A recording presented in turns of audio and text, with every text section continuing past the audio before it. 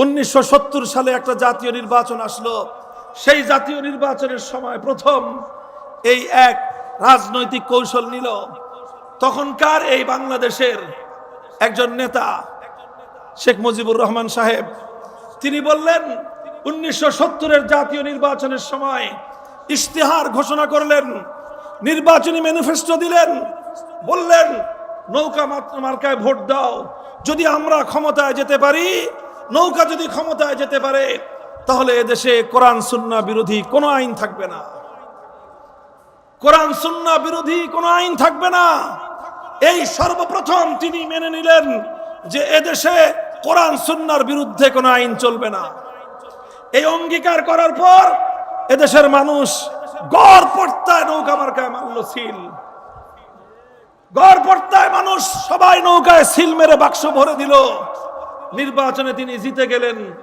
তিনি জিতলেন ঠিক, পশ্চিম পাকিস্তানের গাদ্দারেরা তারা বাংলাদেশের মুসলমানদের হাতে ক্ষমতা হস্তান্তর করলো না, বরং ক্ষমতা হস্তান্তর না করে 1971 সালের 25শে মার্চের ভয়াল রাতে তারা নিরস্ত্র বাঙালিদের উপর সশস্ত্র বর্বর হামলা চালালো। 26শে মার্চ বাংলার মানুষেরা তারা স্বাধীনতার যুদ্ধের জন্য ঝাঁপায়ে পড়লো। 9 মাসের রক্তক্ষয়ী মুক্তিযুদ্ধের মধ্য দিয়ে 1971-এর 16ই ডিসেম্বর বাংলাদেশ স্বাধীনতা অর্জন করলো। বাংলাদেশের স্বাধীনতা অর্জন করার কিছুদিন পরে শেখ মুজিবুর রহমান সাহেব এই পূর্ণ সময়টাতেই পাকিস্তানের জেলখানায় তিনি আপ্যায়িত হয়েছেন।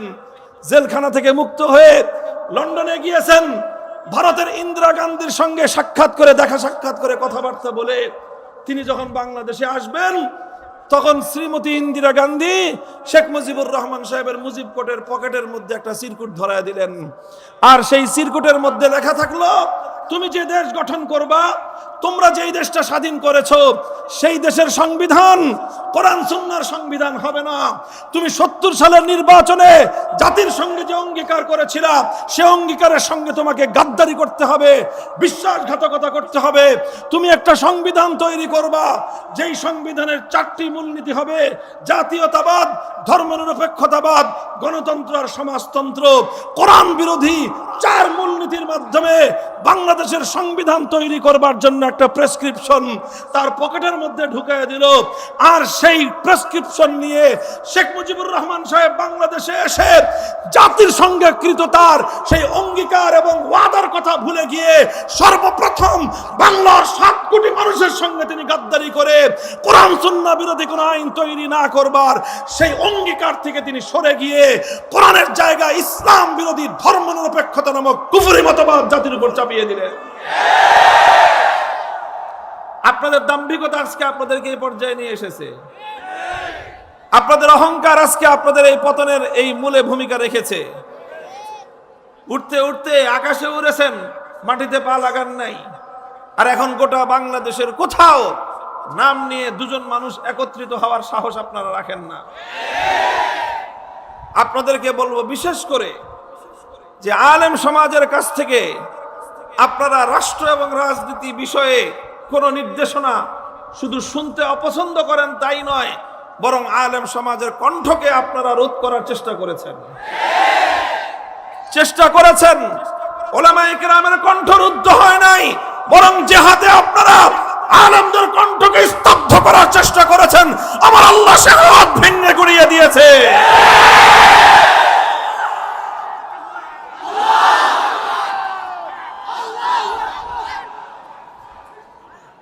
মুহতারাম হাজিরিন, আমি শুধু একটা দলের নাম উল্লেখ করলাম, কারণ নাম উল্লেখ না করলে অনেকে আবার বুঝতে পারে না যে তাদের ভুলটা কোথায়।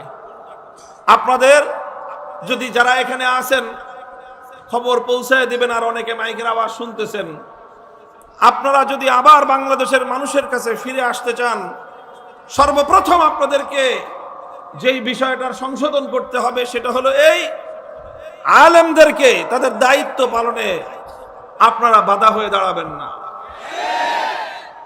মাহফিলের মঞ্চে, মিম্বারে, মসজিদের মিম্বারে দাঁড়িয়ে উলামায়ে কেরাম কি বলবেন সে বিষয়গুলোর ব্যাপারে আপনারা আপনাদের গাইডলাইন দেওয়ার চেষ্টা করবেন না। আলেম সমাজ কিভাবে বলে সেই কথা বুঝে সে অনুযায়ী নিজেদের আগামী দিনের কর্মপরিকল্পনা তৈরি করার চেষ্টা করবেন। মনে রাখেন, উলামায়ে কেরামের সঙ্গে আপনাদের এই সংঘাত তৈরি করার পরিণাম 5ই আগস্ট যেভাবে আপনাদেরকে দিতে হয়েছে, যদি আপনারা আপনাদের এই ভুল সংবিধান সংশোধন না করেন, বাংলাদেশের মাটিতে আপনারা আর কোনোদিন ফিরে আসতে পারবেন না। মনে করেছিলেন যে কিছু আলেমদেরকে কণ্ঠরুদ্ধ করলে ইসলামের আলো নিভে যাবে। ইউরিদুনা লিইউতফিউ নূরাল্লাহি বিআফওয়াহিহিম ওয়াল্লাহু মুতিম্মু নূরিহি ওয়ালাউ কারিহাল কাফিরুন।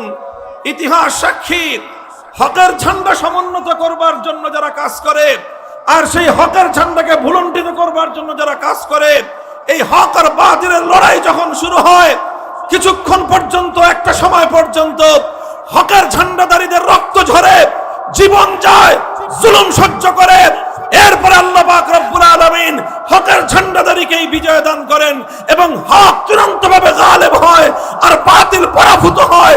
বাতিল দুনিয়াতে পরাভূত হওয়ার জন্য এসেছে।